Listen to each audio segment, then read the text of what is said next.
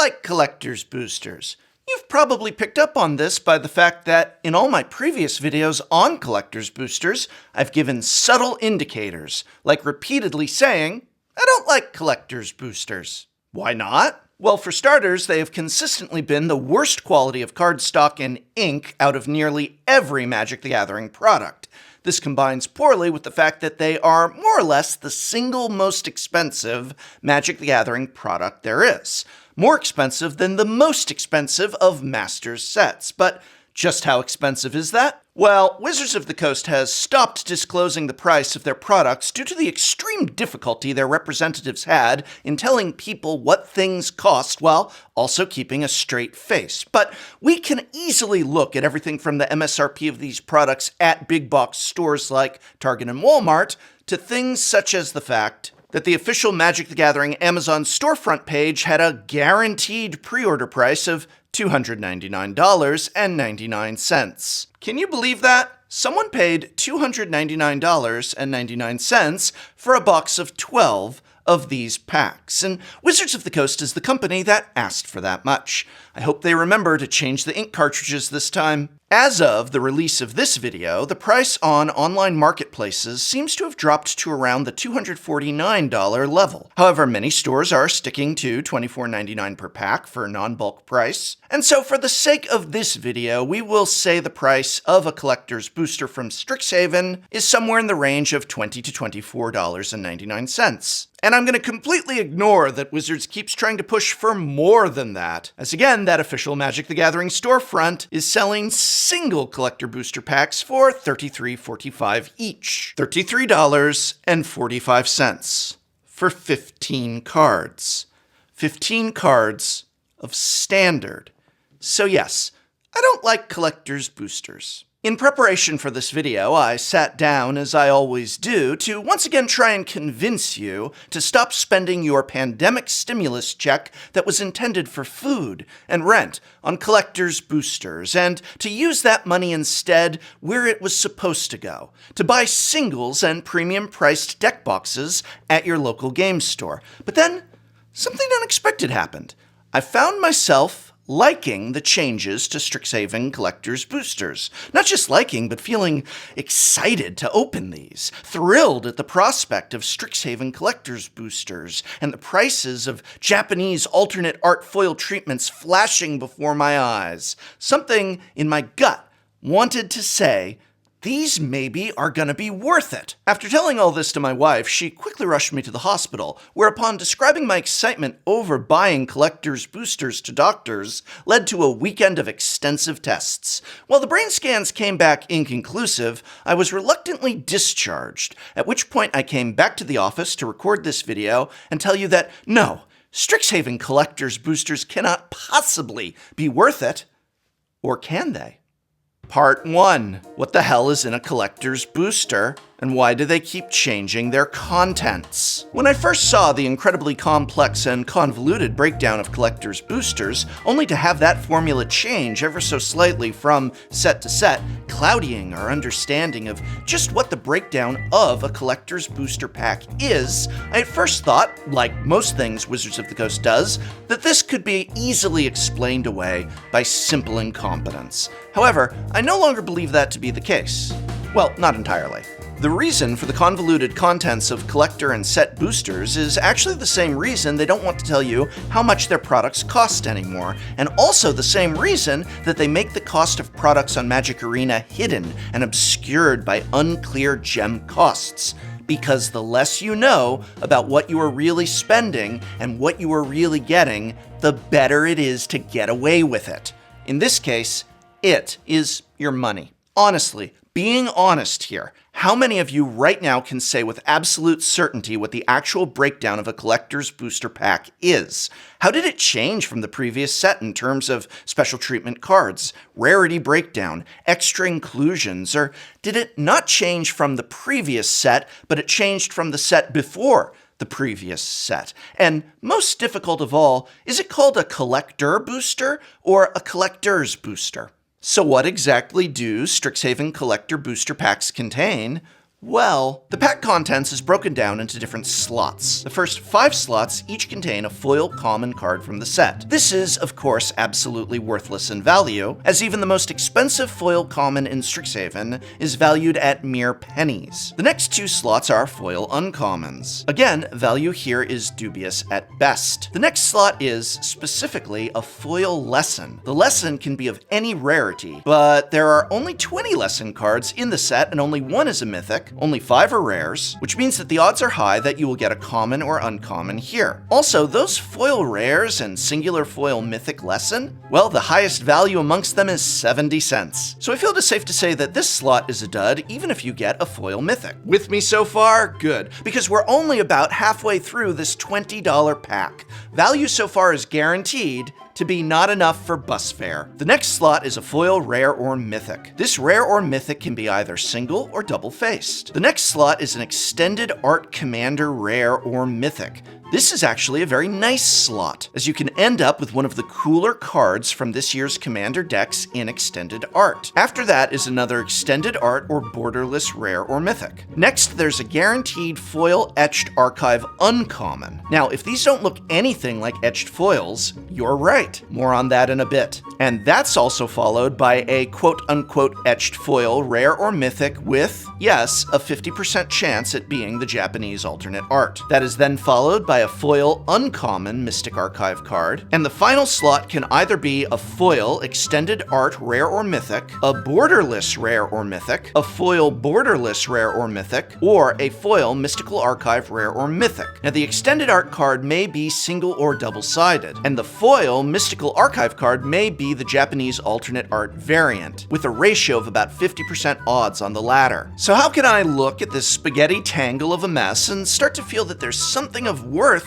in a collector's booster box? Part 2, Mystical Archive cards. With Strixhaven, Wizards of the Coast has brought back masterpieces. Sort of. Okay, not really. But Mystical Archive cards are special cards that have been collected from throughout Magic's history and are printed in a glorious treatment that is somehow borderless full art and a special showcase style frame all at the same time. In a word, they are magnificent to look at. In another word, they are akin to masterpieces in that they are cards from throughout Magic's history appearing in standard booster packs, while also not being a part of standard. In another word, they are also reminiscent of the alternate War of the Spark Japanese art Planeswalkers, in that the entire Mystical Archive has an alternate Japanese art treatment only appearing in Japanese booster packs and, oh, what a coinky-dink, in collector boosters. Seriously, the Mystical Archive is a home run. Needed reprints, nostalgia cards, superlative artwork and design. There's an entire alternate artwork set of these already alternate artwork cards, special borders, extended art, and there's one in every single regular booster pack of Strixhaven. To be honest, the Mystical Archive cards are such a home run on literally every front that a lot of people are more interested in them than the actual set, and I don't say that to take anything away from Strixhaven, but the Mystical Archive is simply on the forefront of everybody's mind. I know they were on the forefront of mine, and every single booster pack has one. It's like the time-shifted cards of Time Spiral Remastered, only you can actually buy Strixhaven. Even better.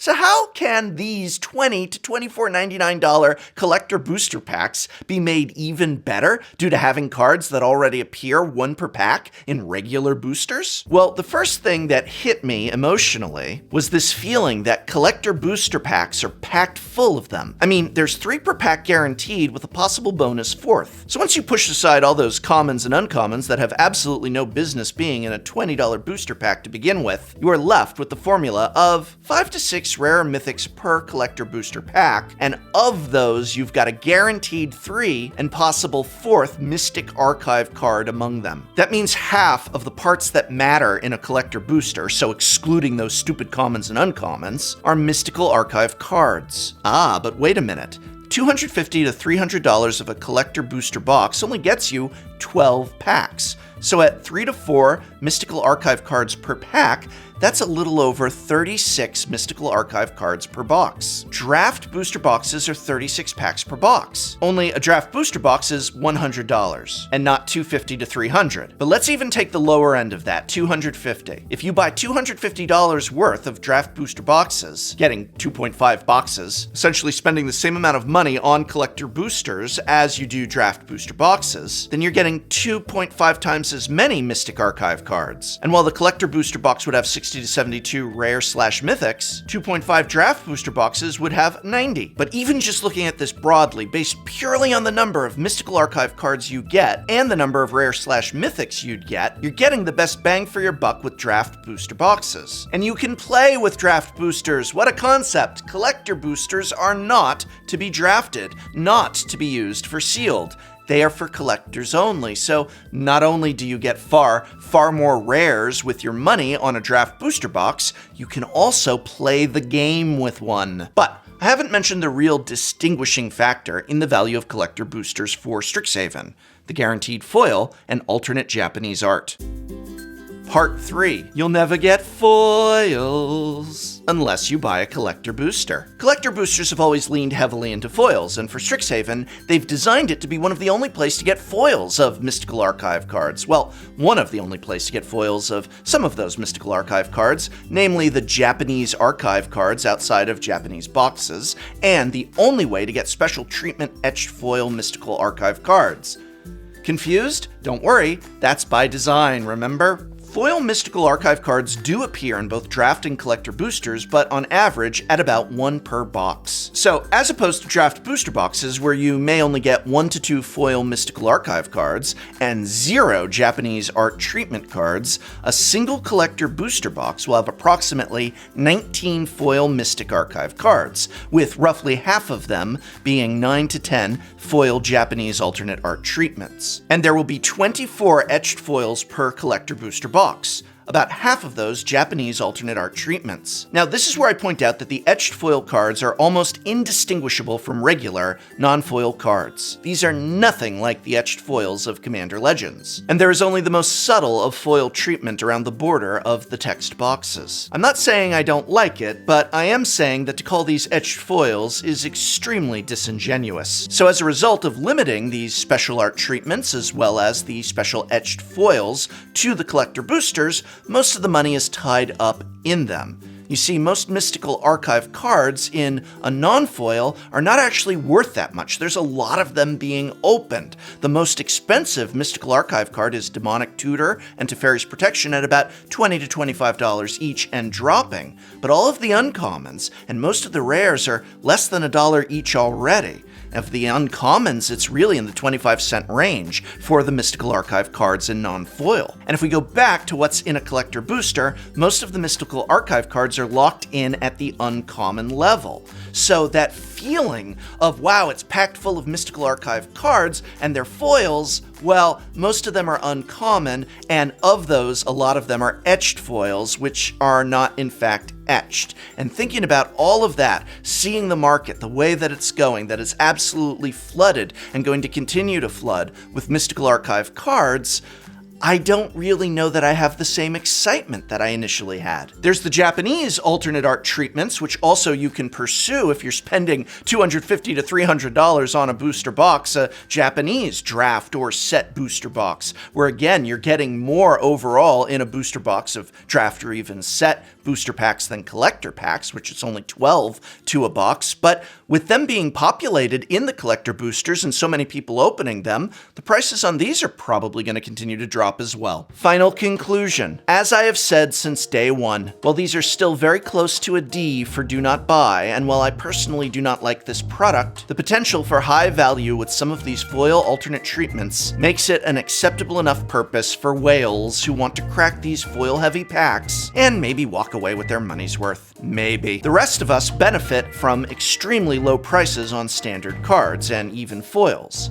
And in fact, complete sets of Mystic Archives are selling already quality for about the price of a single collector booster box. So while I personally do not endorse buying these, the fact that so many will continue to means that singles are nice and low for the rest of us. Scoop up the individual Mystic Archive cards you want, or just cool cards for everything from Standard to Commander at low prices at your local game store, in no small part due to this product. But if you really do love this product and can afford to buy it, it isn't the worst thing Wizards have put out. In fact, I've got an offer for you. I just hit 600,000 subscribers on YouTube, and I'm feeling quite happy about that. So I figure I will give one winning subscriber their choice of either 1 collector's booster box or 3 set booster boxes shipped to them anywhere in the world. To enter, I would like you to leave a comment on yesterday's video. When you leave a comment on today's video, it just gets all crazy and I can't read anything. So normal comments here on this video for feedback and interaction with me. But if you would like to enter, be subscribed and leave a comment on yesterday's video and tell me what your favorite combo is in Magic the Gathering, whatever format. In 1 week, on May 1st, I will pin 1 comment at random as the winner and ship them their choice of either a Strixhaven Collector's Booster box or 3 Strixhaven set booster boxes